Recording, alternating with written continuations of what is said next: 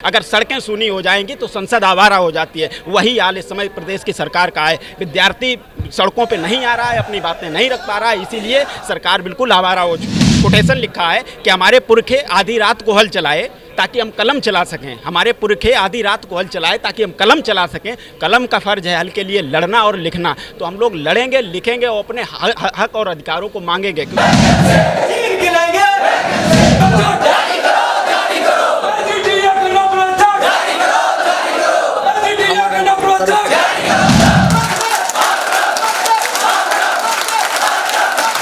तो सरकार से हमारी रिक्वेस्ट है, हमने वोट भी इसी मुद्दे पर दी थी आगे कि हमने अब पैड दे रखा, हमने हमारी वैकेंसी आएगी और हमारा कल्याण हो जाएगा। लेकिन सरकार की जो नीयत कथनी करने में बहुत अंतर है। ये नहीं बंद करा था, बुलडोजर यहाँ भी चलना चाहिए ना।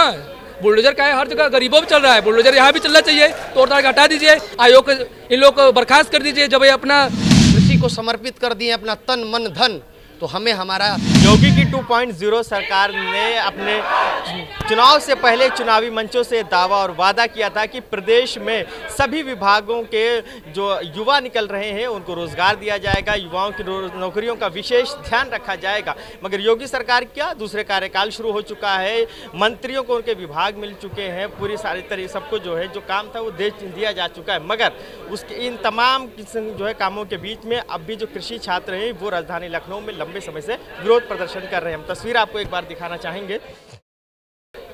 ये पूरे उत्तर प्रदेश के तमाम अलग अलग जनपदों से आए हुए जो कृषि के छात्र हैं वो नौकरी की मांगों को लेकर प्रदर्शन कर रहे हैं। ये अलग अलग जनपदों से आए हुए तमाम छात्र हैं जो कृषि विभाग में रोजगार की मांगों को लेकर प्रदर्शन कर रहे हैं। क्या कुछ इनका कहना है, बात कर लेते हैं। कुछ छात्र हमारे साथ हैं। क्या नाम है आपका? मेरा नाम हिमांशु दुबे है। मैं उत्तर प्रदेश कृषि छात्र संगठन में प्रदेश उपाध्यक्ष के पद पर कार्यरत हूँ। कहाँ से आए हैं आप?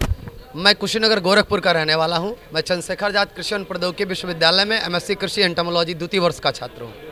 क्या मांगे हैं जिसको लेकर आप लोग प्रदर्शन कर रहे हैं? हमारे माननीय मुख्यमंत्री जी का आदेश था कि 1 साल में जितनी भी विज्ञापन जारी हुए उसके भर्तियाँ हो जाएँ। UPSSC ने पेट का एग्ज़ाम कराया, हमने पेट क्वालिफाई किया और नियमतः इस साल हमारी वैकेंसी आ जानी चाहिए। पिछले 4 साल से एग्रीकल्चर और कृषि विभाग में कोई वैकेंसी नहीं है। फिर से नई पेट की नोटिफिकेशन की बात चल रही है। अब ये बताइए, भारत कृषि प्रधान देश है। हमारे प्रधानमंत्री जी कहते हैं पेट्रोल में हम एथेनॉल मिलाएंगे। एथेनॉल कहाँ से आएगा? शुगर केन से। और शुगर केन कौन बोता है? किसान। हम सब किसान के बच्चे हैं। तो हमारी मांग ये है कि हम जो कृषि छात्र अपने 4 साल की कठिन तपस्या इस कृषि को समर्पित कर दिए अपना तन मन धन, तो हमें हमारा हक मिले, विज्ञापन जारी हो ताकि हम कृषि तकनीक सहायक और गन्ना पर्यवेक्षक में अपनी ज्वाइन करके इस भारत के लिए अपना कुछ बलिदान करें, कुछ त्याग करें। 4 साल से भर्ती नहीं आई है, तो कितने टोटल अभ्यर्थी होंगे जिनको नौकरी की आवश्यकता है, या जो अभ्यर्थी हैं जिन्होंने मतलब अगर फॉर्म आएगा तो वो भरेंगे लगभग? देखिए, हर साल लाखों बच्चे कृषि स्नातक होते हैं और अभ्यर्थियों की रही बात तो लाखों की संख्या में है, 10 लाख से ऊपर हैं। और एग्रीकल्चर डिपार्टमेंट में मेरे संज्ञान में जो है वो करीब 1.5 लाख वैकेंसी अभी पेंडिंग में है। टोटल 1.5 लाख वैकेंसी पेंडिंग में है। पेंडिंग मतलब क्या, पद खाली पड़े हैं? खाली नहीं, पद जो हैं वो खाली पड़े हैं, कर्मचारी नहीं है। वो एक कर्मचारियों के ऊपर 10 लोगों को का वर्कलोड है। पिछली बार हमारी कृषि विभाग के एक उच्च अधिकारी हैं, हम नाम नहीं लेंगे उनका, उन्होंने कहा कि एक जो बड़े पदाधिकारी हैं उन एक आदमी को कम से कम 10 डिपार्टमेंट दे रखे हैं। तो जब तक हमारे बच्चे आगे नहीं बढ़ेंगे तो किसानों का भला कैसे होगा? 2022 तक किसानों की इनकम दोगुनी करने के लिए है। जब यही बच्चे तो आगे जा कर के प्रमोट करेंगे किसानों को, किसानों के लिए कोई लेना देना नहीं है, बस बोल दिया। किसकी कमी मानते हैं? विभाग की, मंत्रियों की? वैकेंसी ना आना सीधे कौन जिम्मेदार है? सभी जिम्मेदार हैं। विभाग जिम्मेदार है, कृषि मंत्री जिम्मेदार हैं, आयोग जिम्मेदार है। आयोग की जिम्मेदारी यहाँ से ले सकते हैं कि पिछली बार 2021 का जो कैलेंडर आया था उसमें गन्ना पर्यवेक्षक और AGTA थी। इस बार जो कैलेंडर आया है उसमें से गायब कर दिया है इन्होंने। पिछली बार हमने पूछा था तो उन्होंने ये कहा कि गलती से ये आ गया है। गलती आयोग से, गलती मतलब ये हास्यास्पद है, हंसी आती है। दुर्भाग्य है ये प्रदेश का कि इतनी बड़ी संस्थान से गलती शब्द निकल जाता है। गलती किस बात की गलती भैया? इतने बड़े लाखों रुपए का वेतन आप लेते हो, आपसे गलती हो जाती है। नहीं, आप अगर आपको गलती ही करनी है तो छोड़ दीजिए पद, हमारे किसी छोटे भाई को दे दीजिए, हमें दे दीजिए पद, हम बहुत अच्छा संभाल लेंगे।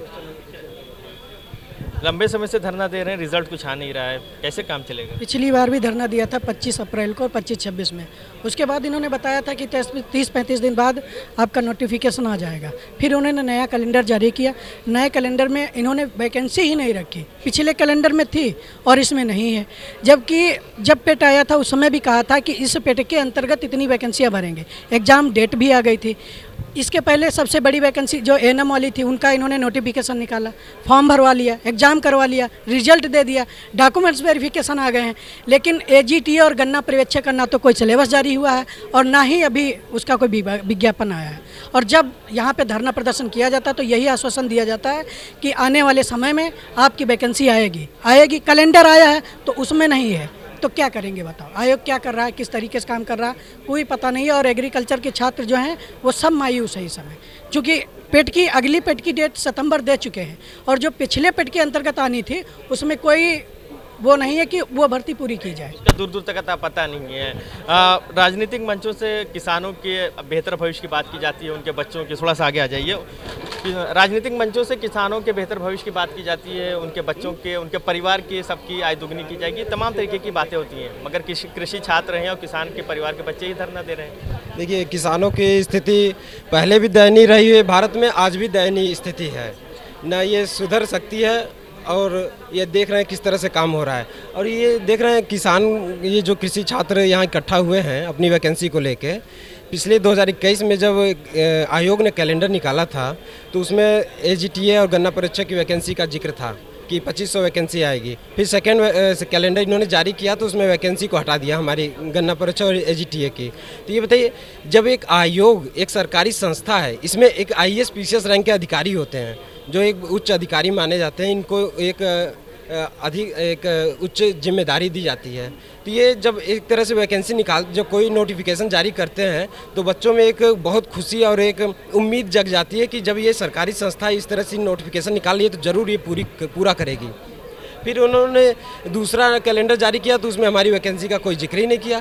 तो ये कैसे हो सकता है जब ये सरकारी संस्था इस तरह से वैकेंसी निकाले और फिर हमारी वैकेंसी को गायब कर दे एकाएक? ये कैसा तानाशाह है? ये आयोग की अपनी मनमानी हो सकती है। आयोग की मनमानी है। क्या नाम है?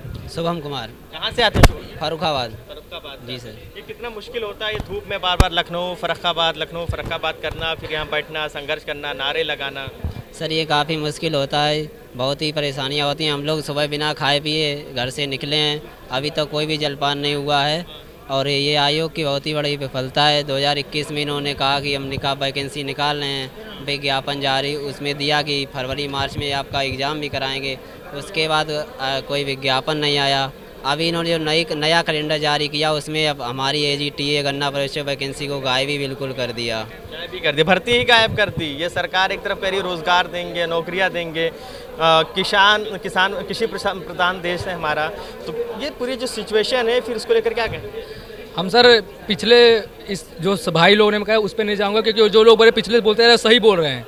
हम आपको इस बात से अवगत कराना चाहते हैं, आप लोग पिछली बार आए थे, पिछली बार हम लोग का धरना इसी बात पे समाप्त हुआ था कि हमारे तरफ से चेयरमैन जो थे UP-CCC के चेयरमैन और सचिव जी ने हम लोग को जो अल्टीमेटम दिया था 15 दिन से 40 दिन के बीच में, आपका बोले थे 100 पॉइंट में सर 99.9%। थोड़ा बहुत हम लोग भी पढ़ना जानते हैं, उस हिसाब से 99.9% उनके हिसाब से भर्ती आपकी लोग की 40 दिन के अंदर आ जाएगी।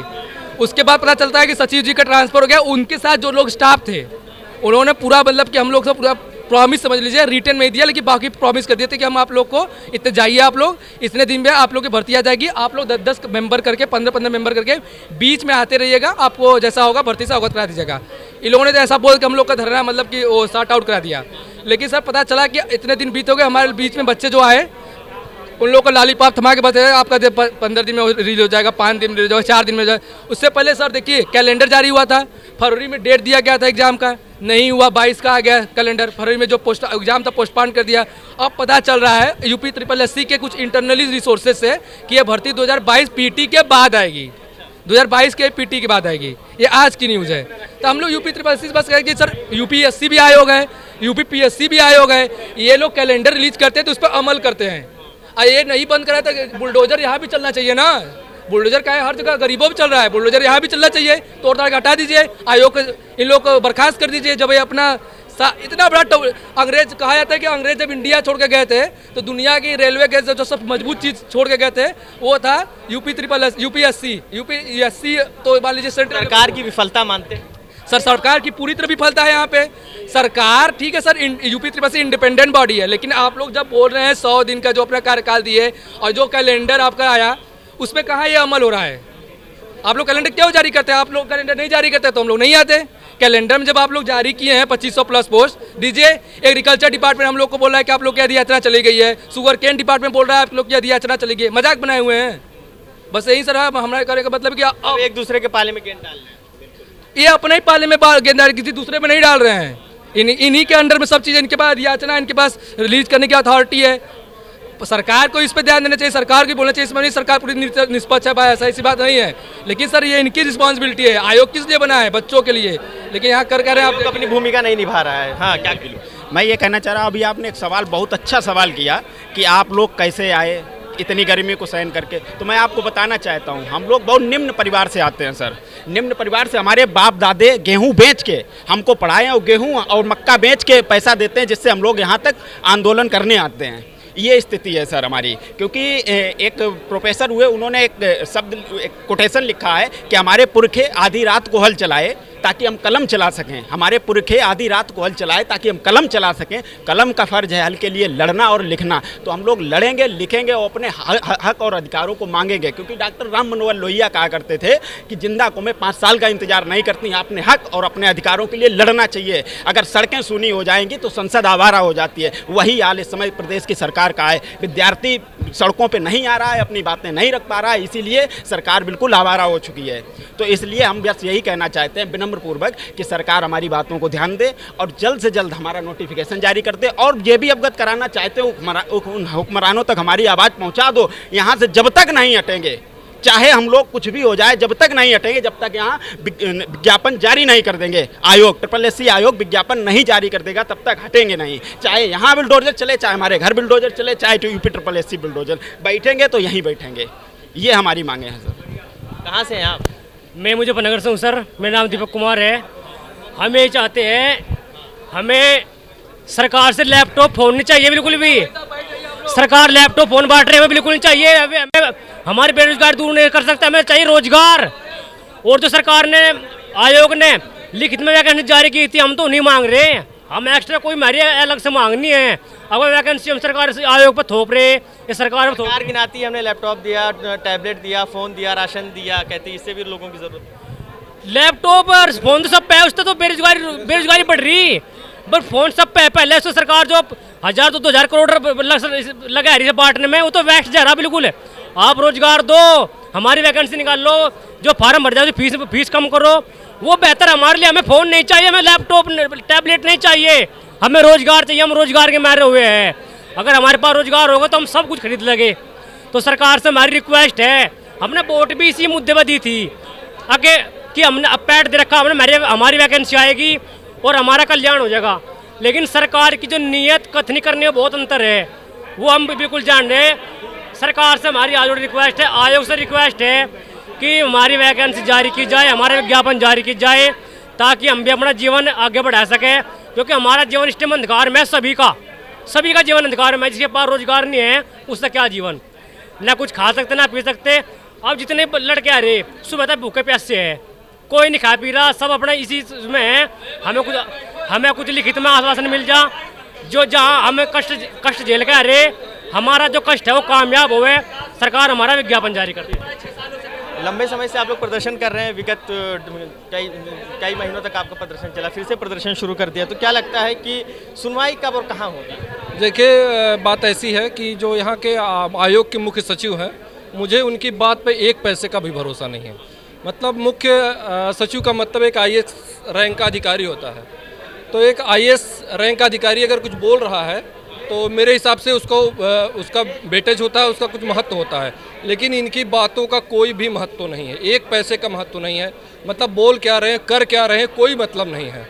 बस मेरा यही कहना है कि जब तक वैकेंसी आ नहीं जाएगी, ये नोटिफिकेशन जब तक हम UPSSC के चैनल पे नहीं देख लेंगे, तब तक हम लोग यहाँ से हटेंगे नहीं। ये कह रहे हैं कि बताइए 4 साल हम लोगों ने AG पढ़ा और हम लोग किसान के बच्चे हैं, भूखे प्यासे सुबह से खाने पीने बिना भटक रहे हैं। हम कानपुर से चले आए हैं, बच्चे सहारनपुर से आए हैं, मिर्ज़ापुर से आए हैं, गोरखपुर से आए हैं, ट्रेन में धक्के खा के आ रहे हैं। हमने 4 साल स्पेशल ली। UPSSC ने 2021 में जब पेट डाला तो ये जो AG/TA की भर्ती थी उसको आरक्षित रखा था, उसके बाद भी ये नहीं डाला। आप जब हमें रोजगार ही नहीं देंगे तो हम आगे क्या करेंगे? हमने 4 साल स्नातक की डिग्री ली है कृषि में। हम जब यहाँ से जाएंगे तभी तो कृषि में कुछ करेंगे, तभी तो हमारा देश कृषि प्रधान बनेगा। हम अपने देश को कुछ कर ही नहीं पाएंगे। आप हमसे हमारा मौका मिलना चाहिए, मौका नहीं मिल, बिल्कुल हमें मौका नहीं मिल पा रहा है और आयोग पूरी तरीके से निरंकुश हो गई है। आयोग की कथनी और करनी में बहुत बड़ा अंतर है। हम चाहते हैं आयोग, हम उनके पुत्र तुल्य हैं, हम लोग की परेशानी को समझे और भर्ती को बहाल करे। तो साफ तौर पे आपने इन तमाम कृषि छात्रों की बातें सुनी जो विगत 4 वर्षों से रोजगार की मांग को लेकर संघर्ष कर रहे हैं, धरना प्रदर्शन कर रहे हैं, मगर आयोग इनकी सुनवाई नहीं कर रहा है। इस भीषण गर्मी में उत्तर प्रदेश के तमाम 75 जनपदों से अलग अलग क्षेत्रों से ये धूप गर्मी को बर्दाश्त कर राजधानी लखनऊ पहुंच रहे हैं और यहाँ पर अपनी रोजगार की मांग को लेकर आवाज़ बुलंद कर रहे हैं। अब देखने वाली बात काफ़ी अहम होगी कि कब इनकी सुनवाई होती है और कब ये जो कृषि छात्र हैं इनकी मांग पूरी की जाती है। वीडियो जर्नलिस्ट सनी गुप्ता के साथ फरीदुल हसन, #भारत न्यूज़।